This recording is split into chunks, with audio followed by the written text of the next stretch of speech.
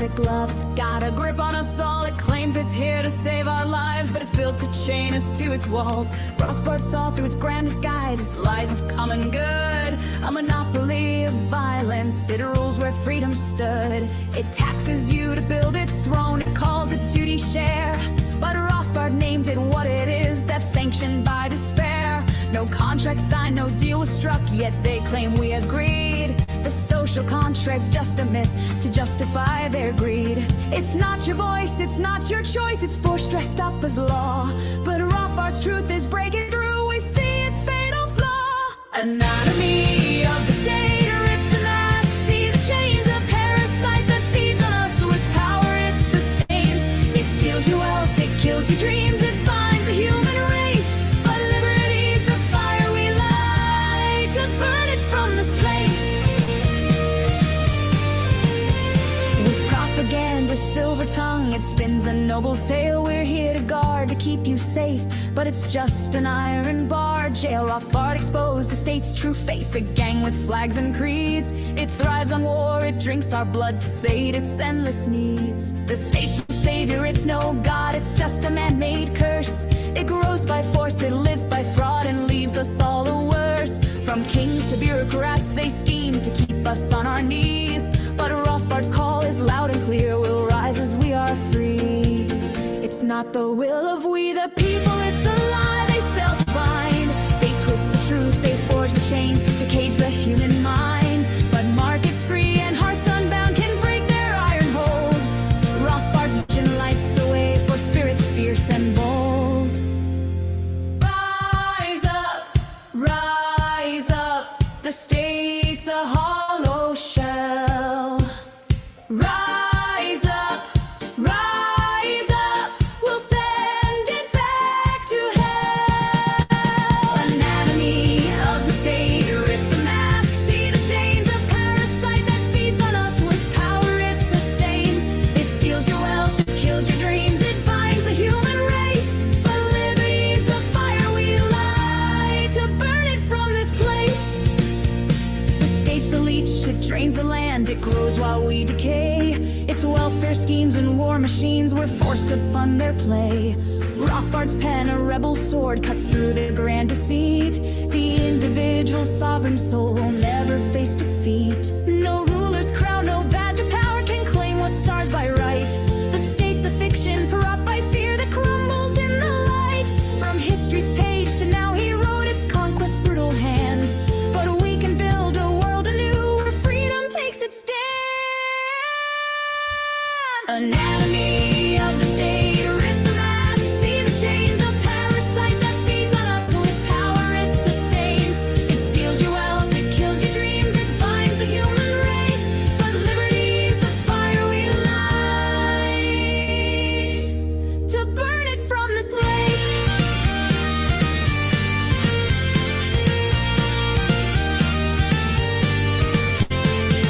Whoa, break the chains, tear it down. Whoa, freedom's call, shake the ground. With Rothbard's truth we'll stand and fight till tyranny's undone. The state will fall and we'll be free 'neath liberty's rising sun. Hello, welcome back to the No Way Jose podcast. I'm joined again by Toad. We're continuing our live reading series of Anatomy of the State, and boy, oh boy, does that song go way too long, and I viciously go back and forth every single time I play that between liking it and disliking it within the within the very song itself. I viciously go back and forth between whether I hate it or whether I love it. Kind of upbeat. It's just awful AI slop. But it really is. I don't know what the deal is. I think we talked about this last time. I don't know what it is about the Rothbard fans. They're slacking. Hoppa fans were just crushing it in the propaganda department. But there's we had nothing for intros for Rothbard. So what you get some AI slop. It's because it's all like autistic. Yeah, I don't know. I mean, losers basically. Oh, let's make this AI Rothbard thing. Yeah. Break the chains, end the state, whatever the song is, whatever that. Yeah, I don't know if I can do that to our audience every time. I know, guys, find better Rothbard propaganda, make better Rothbard propaganda that really is, I think, the prime Rothbard intro out there that we could find. So that's literally yeah. the Anatomy of the State song, though. That's what Yeah. it is. So it's for this book, and it's got a picture of. It's got the. No Anatomy way. of That's the State. for this book. What do you mean? Yeah. No. Well, I mean, some libertarian. What do you mean by that? Some libertarian authors created it, but the song is about Anatomy of the State. Oh no. Okay, I thought you were saying it was like somehow officially tied to the book. No. It's like no way Rothbard signed off on that any way, They shape, made or the- form, they made the or art- anyone related to the estate would sign off on. They that. made the art be the medical guy on the medical diagram on the cover of Anatomy of the State, except it's a vampire. That's Yeah, what that they is made pretty cool. I'll give it the art. The art crushes, so it gives us some points. But really, it just comes down to there's like, I think 6 Rothbard related songs, and they're all pretty rough. And that's the only one that's like kind of like okay, all right. We should just make one on the fly. Yeah, that's true. I guess we could. I don't know. We'd have to change some words for songs or something. I don't know. You want your uke songs? I've been using those for outros occasionally for my morning show. Those have been nice. So, yeah. My uke covers? Yeah, some of your uke covers. Send me your good ones. If I would like to actually use. I'd use them regularly. I'd use them for like every show. But anyways, that's enough hemming and hawing about the little stuff, the small talk. We're gonna get into the state itself. First, we'll be starting off with how the state preserves itself. As always, we start out with my silky smooth voice, and then we'll go to Toad's big brain analysis, and that's how we'll be going back and forth here. I'm the reader, and he's the brain.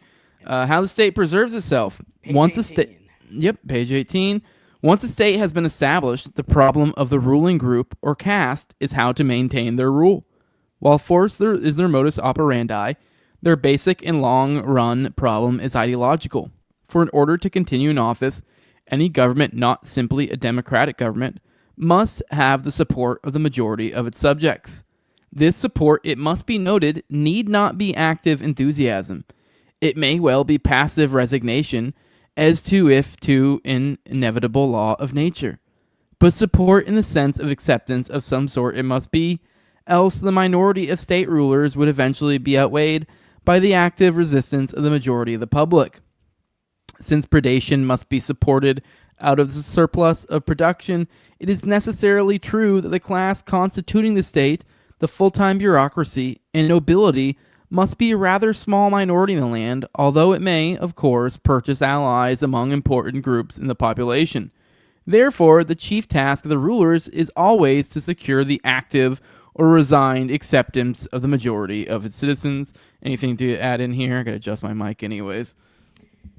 Yeah, so I mean, he's jumping in right off the bat. Like, how does the state like maintain its control over the people? He's saying that a lot of it is kind of like just tacit, like acceptance by the majority. Like basically, I guess accepting the existence of the state as either a necessary evil or not even that, but just that it's necessary in general. Like some people not even seeing it as evil, I guess, or whatever. But people are like not willing to actually like rise up against it. And he is saying that if enough people were to, they might actually be able to maybe overthrow it or something to that extent, because they do outnumber the number of people in the state, as he pointed out, because the state needs to be a parasite, so it needs stuff to steal from the population, so the population does still have to be productive, so the state can't just completely take it over, although we've seen some examples where that has kind of happened with, like, the most communist states that have existed and stuff like that have been like the closest to doing that, and they have failed.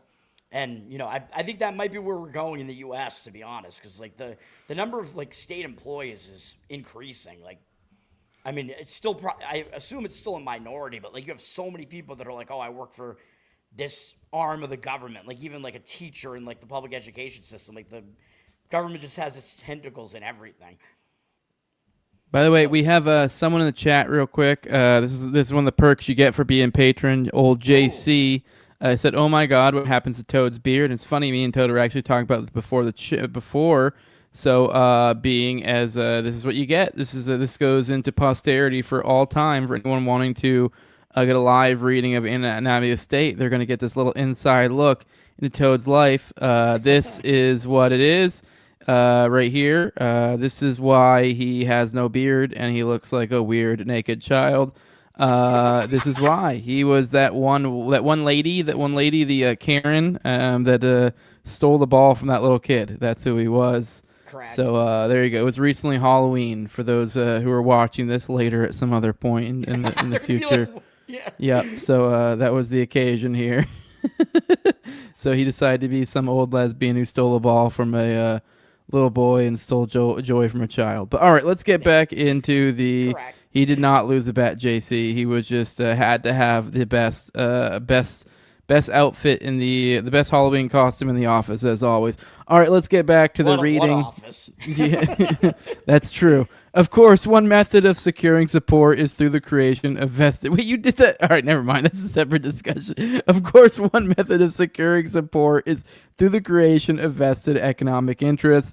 Therefore, the king alone cannot rule. He must have a sizable group of followers who enjoy the prerequisites of rule. For example, the members of the state apparatus, such as the full-time bureaucracy or the established nobility.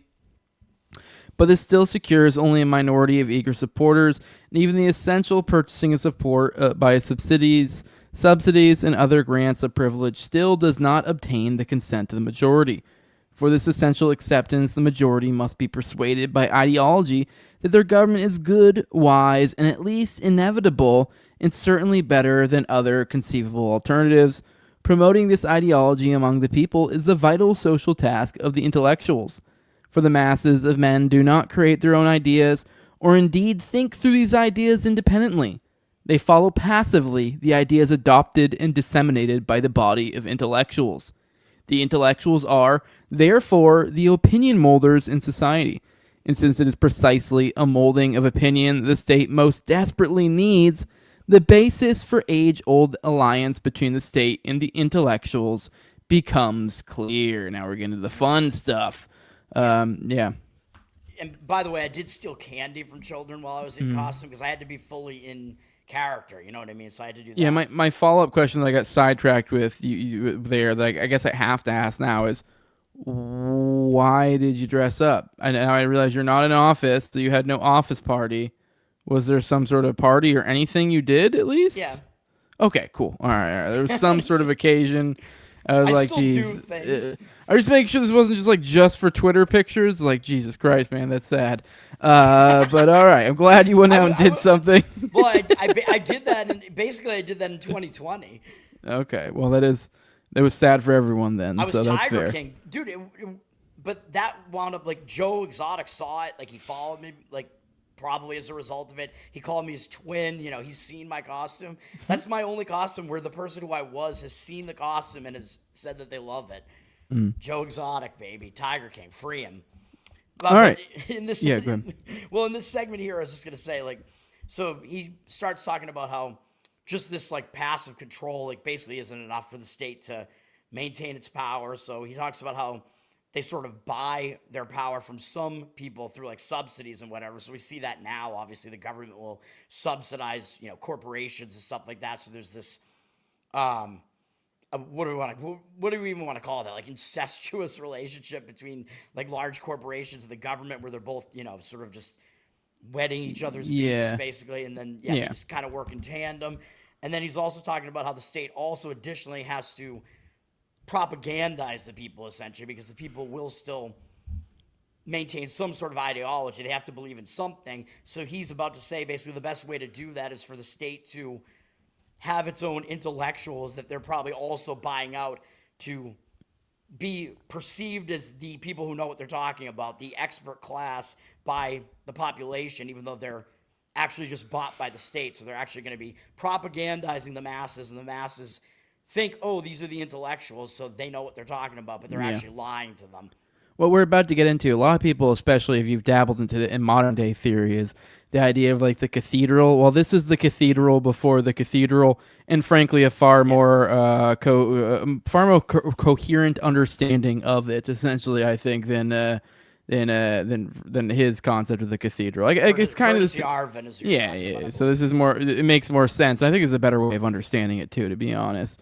But anyways, it is evident that the state needs the intellectuals. It is not so evident why intellectuals need the state. Put simply, we may state that the intellectual's livelihood in the free market is never too secure, for the intellectual must depend on the values and choices of the masses of his fellow men, and it's precisely characteristic of the masses that they are generally uninterested in intellectual matters. The state, on the other hand, is willing to offer intellectuals a secure and permanent berth in the state apparatus, and thus a secure income and the panoply of prestige. For the intellectuals will be handsomely rewarded for the important function they perform for the state rulers, of which group they now become a part. Yeah, so basically what we were just talking about, so the state will need to have its own intellectual class to basically tell the people what they should think, which is propaganda, and the state will have this, quid pro quo essentially with them, just like we were talking about with the corporations or whatever. Like they'll basically buy like the intellectual class essentially. Like we'll pay you. So like you see this in like academia, like that's a good example of it, I think, where it's like, oh, these people are at these high levels of these esteemed institutions of education, right? So they must know what they're talking about, but actually they're all like receiving like these like huge government grants and stuff like that just to push what the government wants. And of course we saw that during COVID and stuff like that. Oh, these are the medical experts at Harvard University, and they're all telling you this is the science here, that you must get the vaccine and whatever. And that's, because they're all being paid. So, yeah. The alliance between the state and the intellectuals was symbolized in the eager desire of professors at the University of Berlin in the 19th century to form the intellectual bodyguard of the House of Hohenzollern. In the present day, let us note the revealing comment of an eminent Marxist scholar concerning Professor Wittfogel's critical study of ancient Oriental despotism. The civilization which Professor Wittfogel is so bitterly attacking was one which could make poets and scholars into officials. Of innumerable examples, we may cite the recent development of the science of strategy in the service of the government's main violence-wielding arm, the military. A venerable institution, furthermore, is the official or court historian dedicated to purveying the ruler's views of their own and their predecessors' actions. So kind of also, I think he's getting more at the idea of like these things that are to some degree created or boosted out of the state. So the historians, the intellectuals, the just generally speaking, the military, scientists, like these courts. sorts of people. Yeah, the courts. I mean, a lot of these are things that would exist without it, but it gets very much. These are part of the state, I guess, of its in and of itself, essentially. Well, they have to capture all of it. And I think part of it is also not just that the government might be like giving these people money, but the government will also elevate these people into like positions that they might want. Like, oh, you get this power of position and fame, Anthony Fauci. Like you get to be in that huge position. So that's also appealing to some people. Mm-hmm. Many and varied have been the arguments by which the state and its intellectuals have induced their subjects to support their rule. Basically, the strands of argument may be summed up as follows. A. The state rulers are great and wise men. They rule by divine right. They are the aristocracy of men.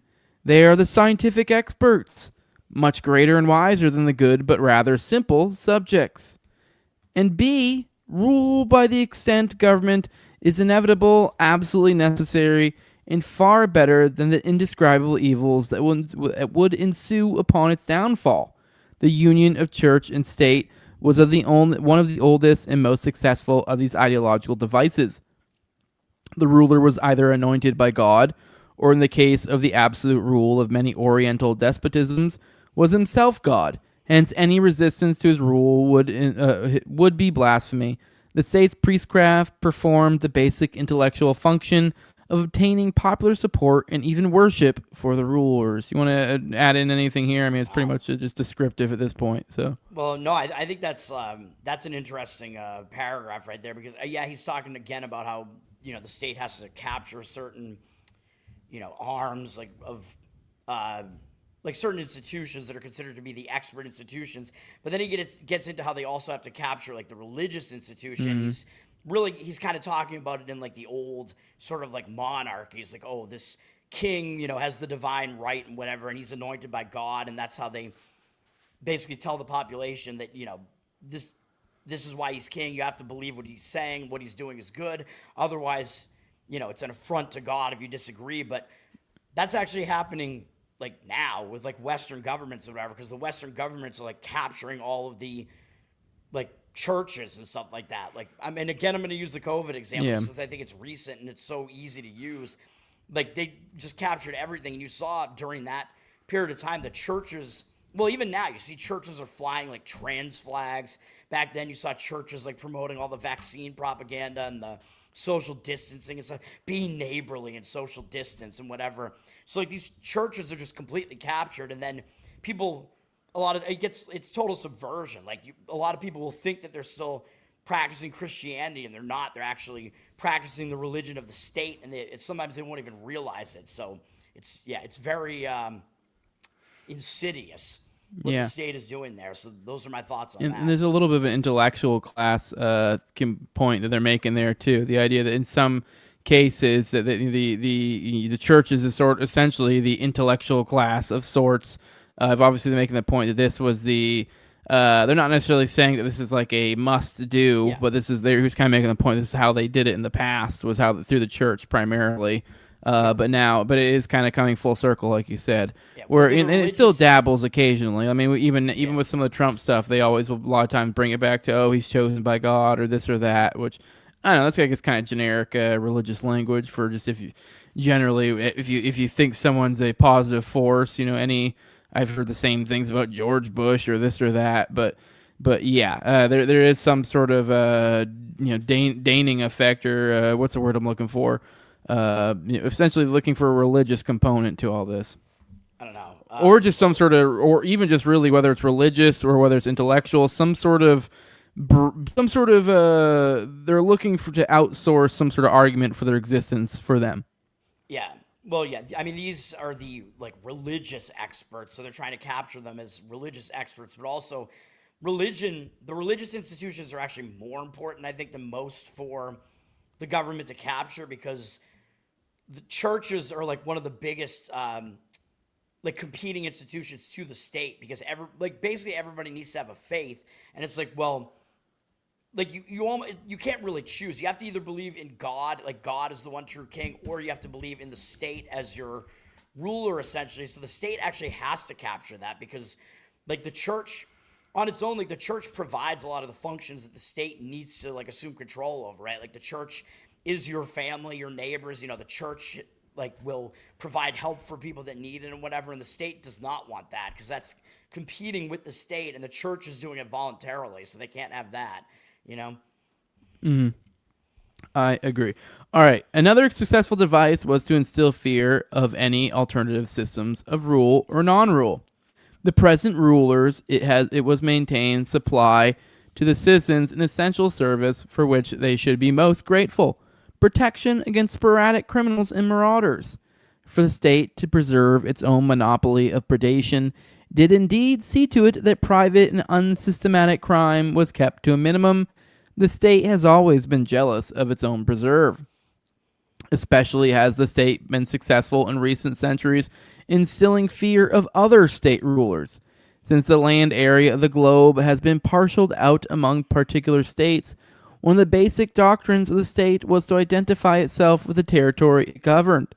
Since most men tend to love their homeland, the identification of that land and its people with the state was a means of making natural patriotism work to the state's advantage.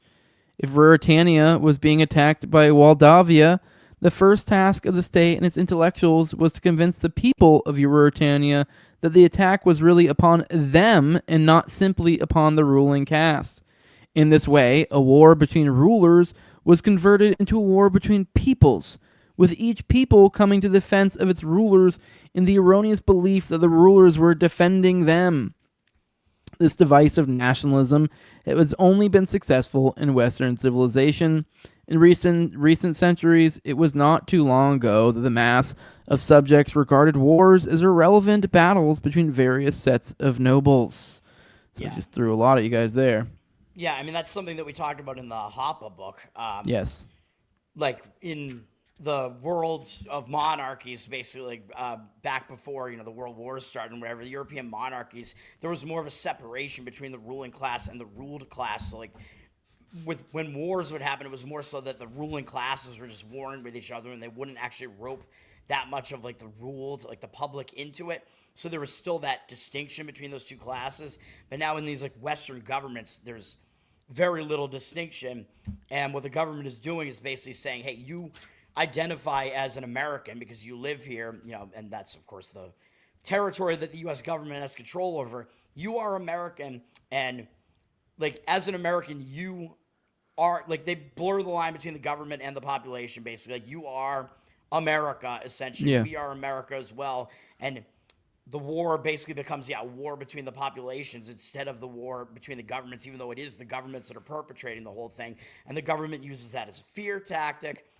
Well, it's the idea like we even deal with now, the idea of like being anti-Israel. Or it's like, I'm not literally against the people of Israel, although to be fair, with the polls coming out, it's like, I don't know if you're going to paint in broad brushes, but but let's be real, people are individuals and they have different. Damn, I totally forgot what my point was. What the hell was the point to all of this? You understand the thread I was stepping in?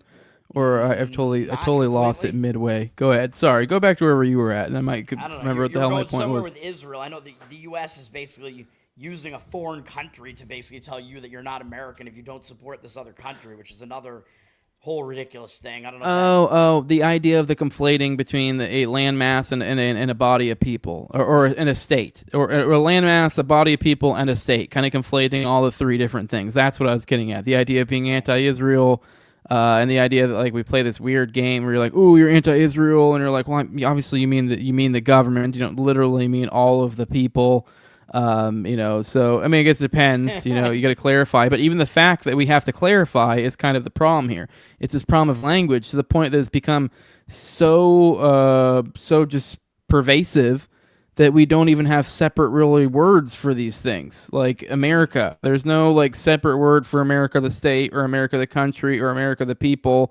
It's all just America or United States or USA or whatever, Right. People refer to the government, what the government is doing as we, like, the military is us, it's we, us. So that's a problem. And as, I was about to say, he mentions pretty much like about how the government uses fear tactics. Like, hey, this country is going to attack us. So that's why we have to defend America. We have to defend you. That's why we have to have this military. That's why we have to be over there. So they use that as propaganda as well. Like, basically telling everybody that aggressive wars are wars of defense when they're actually not. And yeah, I mean, I think those are basically all the points in that paragraph.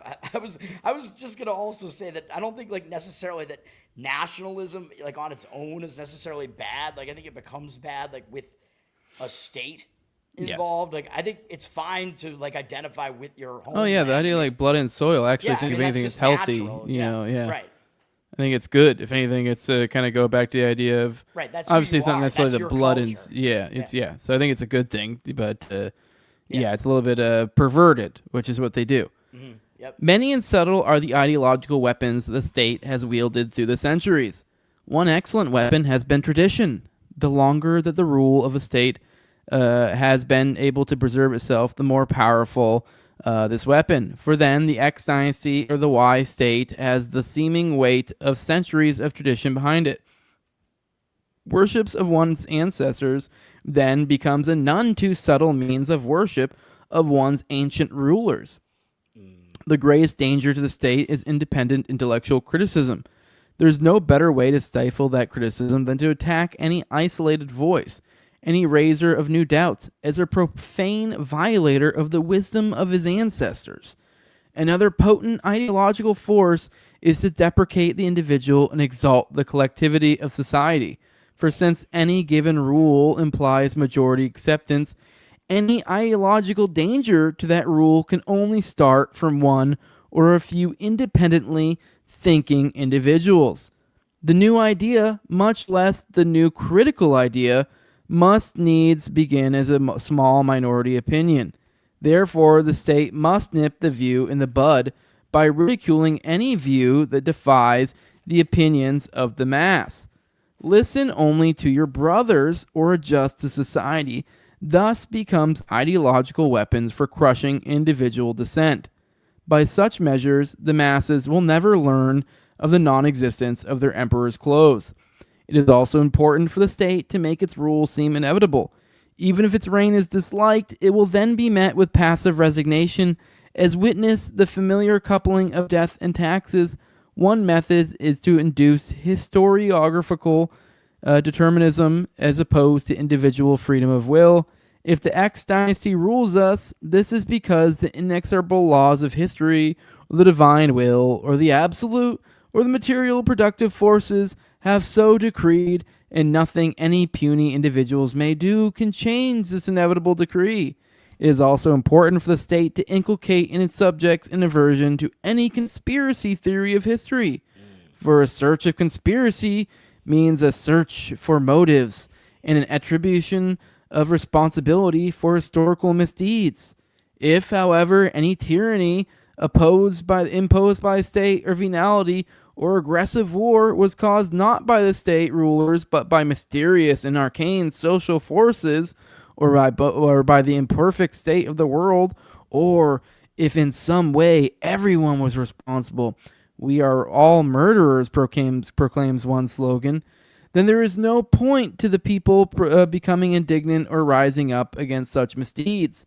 Furthermore, an attack on conspiracy theories means that the subjects will become more gullible in believing the general welfare reasons that are always put forth by the state for engaging in any of its despotic actions.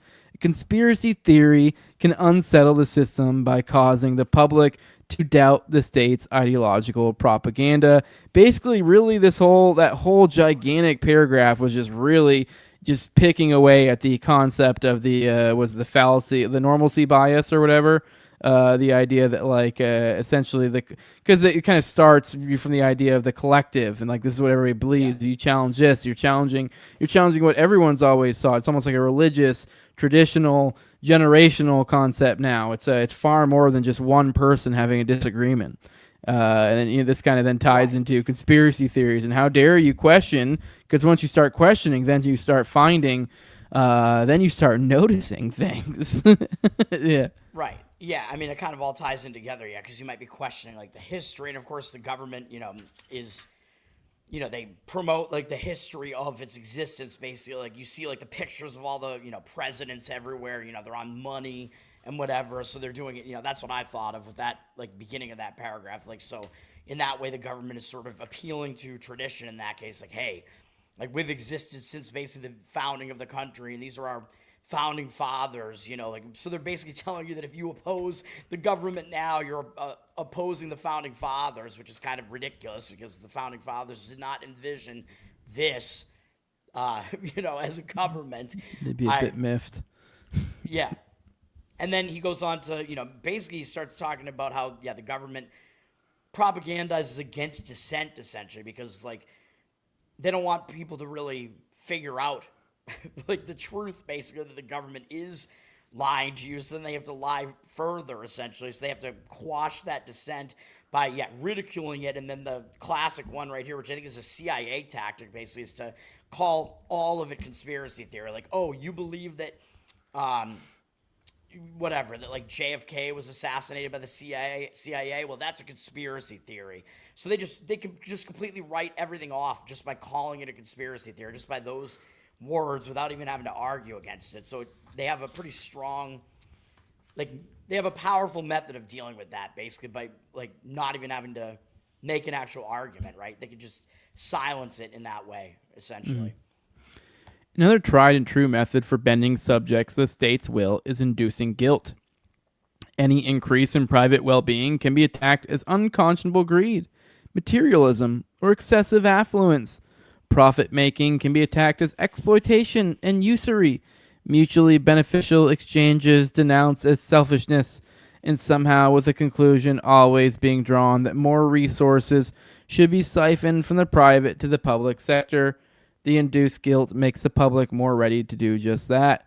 For while individual persons tend to indulge in selfish greed, the failure of the state's rulers to engage in exchanges is supposed to signify their devotion to higher and nobler causes, parasitic predation being apparently morally and aesthetically lofty as compared to peaceful and productive work. Yeah, so the government has to sort of like attack like free market capitalism in a way and basically tell everybody that it's actually greed. Yeah. Because, I mean, they need some of that production because they have to have a parasitic relationship with it and steal from it, but they can't have people producing so much that, that I guess that they're able to like just be off on their own. So they have to keep it in check basically, and they have to like still have some existence of like socialism there. Did you hear the Levin rant today? I think a good example of this. No, I don't think so. No, it was doing the rounds. Mark Levin, he did this rant, and at one point he said there's something about like, the bureaucrats, they have a job. You're in the market, or no, they're secured, they're good. It said, but you in the free market, you can be canceled. And I Mark Levin referring to like Tucker Carlson, and it is that right there. It's kind of this idea of almost dignifying the bureaucrat. The idea of like this was like a positive thing, like, oh, this guy. Oh, but he got here because we all deigned to elevate him to this position or whatever. That sort of thing. This weird, morally dignified position that they tried to create is what essentially they're getting at. I mean, yeah, Fox didn't want him because I think he was straying too much from what they wanted him to say, and then he went off on his own, and he's way bigger now because people know when people are telling them the truth. Like there's kind of an instinct there, and people know that Tucker Carlson is at least telling them what he believes to be the truth, and I agree with most of it, and he's able to like really do that now because he's off on his own. He doesn't really have to answer to anybody, which is definitely a positive. In the present more secular age, the divine right of the state has been supplemented by the invocation of a new god, science. State rule is now proclaimed as being ultra-scientific. It's constituting planning by experts, but while reason is invoked more than in previous centuries, this is not the true reason of the individual and his exercise of free will. It is still collectivist and determinist, still implying holistic aggregates and coercive manipulation of passive subjects by their rulers. I remember making a second read through this book during COVID with Fauci, and I just remember being like, oh, wow, just nailed it, just because it was like the true science god or wherever the hell he was at that point. So, I mean, that's what that paragraph is perfectly. He literally said that he was science, I'm pretty sure. Yeah, so the government's experts, they will proclaim that they are telling you what the scientific truth is. That's what they claim, even if they're actually not. And COVID was a great example of that, obviously, because they were telling you, all of these lies and telling you that it was actually science. Yeah, the social distancing, the masks, the vaccines, we know. Mm-hmm. And we know all that was a complete lie. I think the majority of people are on board with, that was a lie at this point. Yeah, and then this next paragraph really goes to compound on that even more. The increasing use of scientific jargon has permitted the state's intellectuals to weave obscurest apologia for state rule that would have only met with derision by the populace of a simpler age.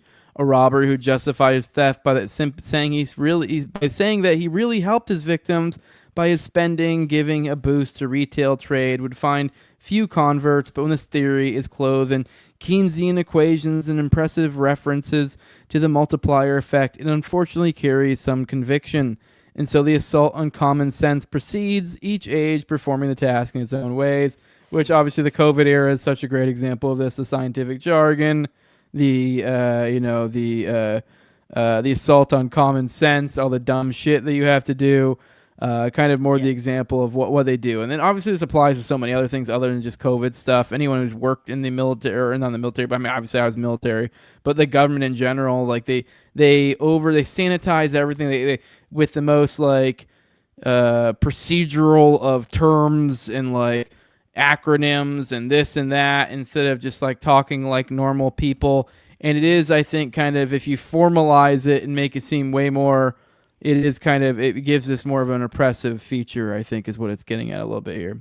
Yeah, and he just mentioned that they also perform that same tactic as far as economics are concerned, is what he was talking about there. Like, they have their own economic experts, like Paul Krugman, who are going to come out there and tell you this is the science of economics that we're talking about here. Like, this is how it works, but they'll actually be lying to you yet again. So it's the same thing again, just in a different field, and it's a field that matters, right? Because they're going to be promoting like completely backwards economics and socialism and MMT and all this shit. Yeah. Thus, ideological support being vital to the state, it must unceasingly try to impress the public with its legitimacy, to distinguish its activities from those of mere brigands.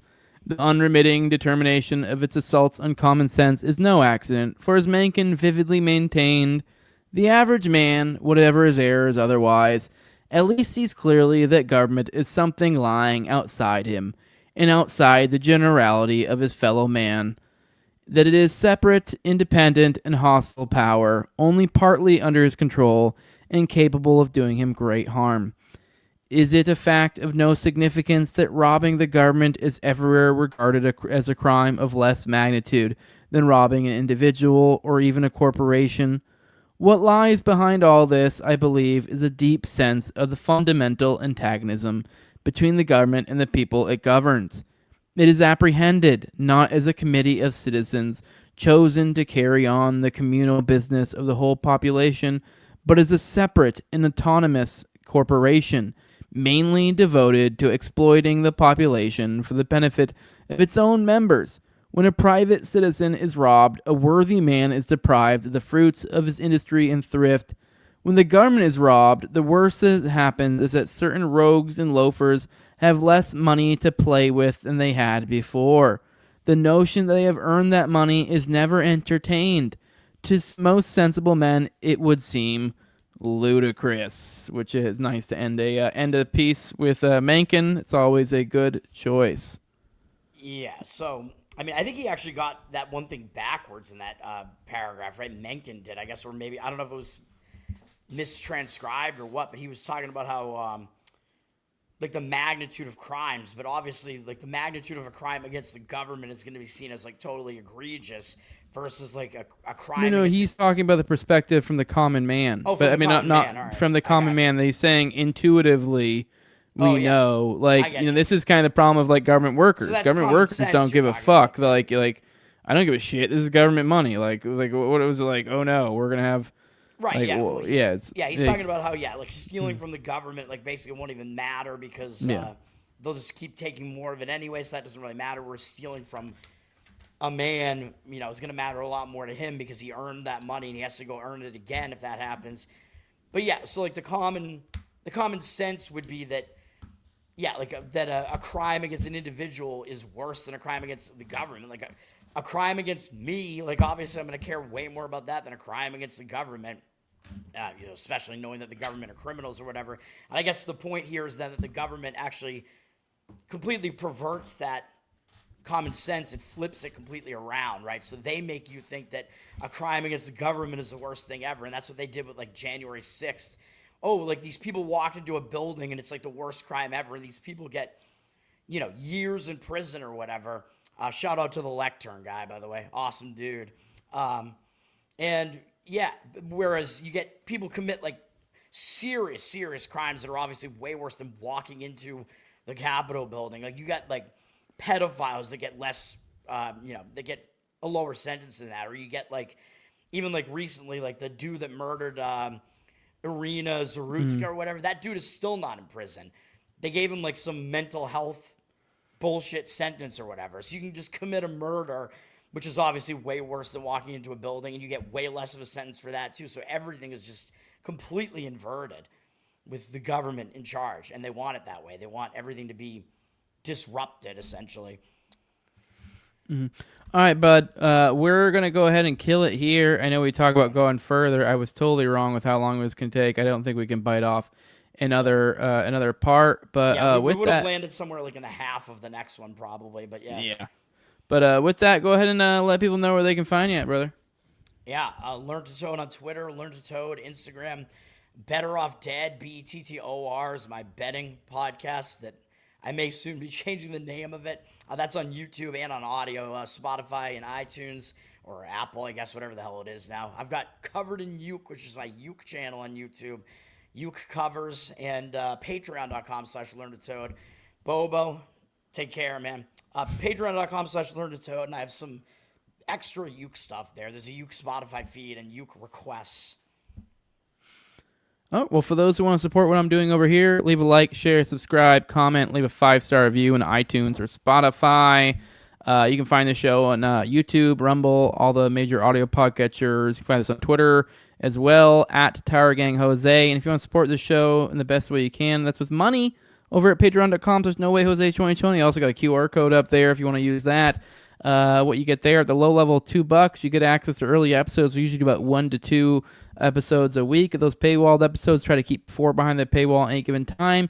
You also get access to the ad-free RSS feed. You also get access to the Telegram, and you access to the pre-show, post-show, and access to video calls and me and Austin's weekly live call-in show, Already Dead, which is on Tuesdays at 9:30 p.m. Eastern. I also give a big shout out to the sponsors as a big thank you for everything they do. That's the highest level of my Patreon. One of them was with me right now. Big shout out to the homie at Tower Gang Toad, previous co-host on Tower Gang. It's not at Tower Gang Toad, my bad. At Learner Toad. Also at Abrogate D's, at ZOVRCK, at _ Infinite Zeal, Tim Tuttle, at Jolly on Klebo, big fan of the show, Torn May, at Wayne Taculus, 1-800-CARS for kids. No free lunch, Jack and Mark Vestibule. With that, guys, we'll see you on the next one. We're out. Bye-bye.